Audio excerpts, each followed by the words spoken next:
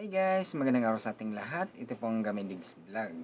Ang pag-uusapan natin ngayon, itong nangyari dyan sa kamera or sa Munggo. Ang natanggap dito si BP Sara sa kanyang tanong. Ito guys, kasi nagtanong itong si Representative Rene Loesco. At tanong at ang sagot naman ni BP Sara ay ganito guys, kung paano siya parang napahiya. Ito, panoorin natin ang kanilang sagutan ni BP Sara at saka itong si Representative Rene Loesco. Ito guys, panoorin natin kung bakit siya parang napahiya dito. Paano po pinopondohan yung pagpunta, flight and accommodations ng staff and security ng OVP? Madam Chair, may I be allowed to ask a question?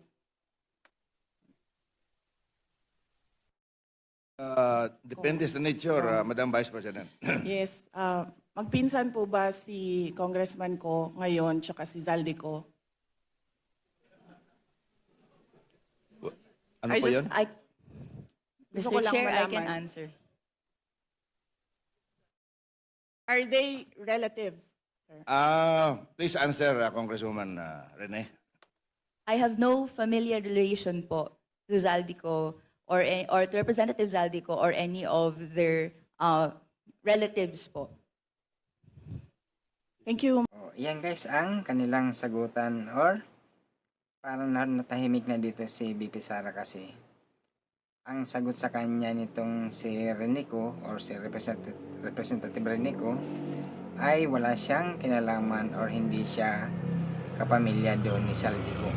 Yan, di ba? Paano guys paano na lang kung nangyari na magpinsan itong si Saldico at saka itong si Representative Renico? Ano kayang mangyayari? Siguro magsigawan na naman doon sa House of Representative guys. So, siyempre doon yan sa 2026 OBP budget deliberation guys. Kaya siyempre tatanungin ng BP ng mga congressman para doon sa mga budget. Di ba? Kaya parang last year din yan eh. Tinatanong siya.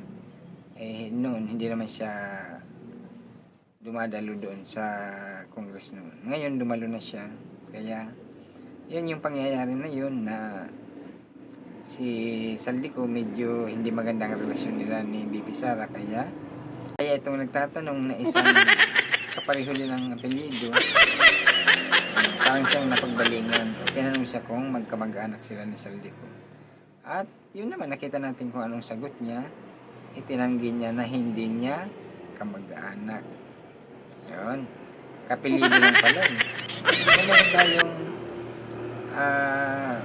kagalit o hindi nagkakaunawan kayo kung kapatid man yan o kapilido, siyempre iba naman hindi na yung kasali dun sa taong kinamumuhian o kahit pa naman sa kapatid niya hindi naman siyang kinamumuhian mo labas na yun, hindi na dapat na isasali siya o, diba ganun. Sabi nga, ang kasalanan daw ni Juan ay hindi kasalanan ni Peds. O, di ba? Doon kasi nagtatanong siya, itong representative na ito si Renico, medyo makulit din siya eh. Kaya ginigisan niya si BP Sara sa mga tanong. Yan. Kaya binalikan siya kung kano-ano niya si Saldico. Siyempre, parehas ko eh. Ayun, nasagot naman kaya medyo napahiya doon si BP Sara sa tanong na yon. Or siya kasi nagtanong binalik niya eh. Inalam niya kung mag-anak. Sana hindi na lang niya inano yun kahit nakita naman niya na parehas yung apelido, yung sinasabi niya, Saldico at saka siya ko din. Sana hindi na lang niya tinanong yun kasi ayun tuloy napahiya siya, may nagtawanan. Kaya ang side dito kinarinig ko magtatawanan yun kasi na ano siya Parang nabulaga siya na hindi pala magkamag-anak. Tapos, ganun kaya natahimik na si Bibi Sara eh. Natahimik siya eh, sa kanyang tanong. Hindi pala magkamag-anak eh. Kaya, buti itong rinig ko, hindi na niya dinagdagan. Kasi kung aanin pa niya yung tanong na yun, magaan na naman doon, magkakasagutan na naman. Eh ayun, medyo napahiya si BP Sara doon sa kanyang tanong. Kaya wala. Ganun ang nangyari kanina doon sa 2026 OBP budget deliberation. Ayan, medyo nagkasagutan doon.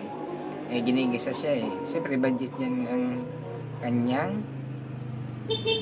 hinihiling para sa budget ng OBP. Guys, kaya anong masasabi niyo dito sa parang napahiya si BP dito, si BP Sara dito sa kanyang itinanong or ibinalik na tanong doon sa representative na Renico. Kasi Saldico, Renico. Inisip niya baka magkapatid to or magkamag-anak. Pero ang sagot nitong Renico o representative Renico, ayun, kita naman natin na hindi sila pala magkamag-anak. Ayan, BP, dapat hindi mo nalang tinanong yun. Napahiya ka tuloy or parang napahiya ka tuloy doon. O, di ba natahimik siya? Kaya wala. Ayan, guys, hanggang dito na lang ang ating reaction lang natin doon sa kay BP at saka ditong si representative Renico at saka si BP Sara sa kanilang palitan ng tanong at sagot. Kasi hanggang dito na lang. Thank you.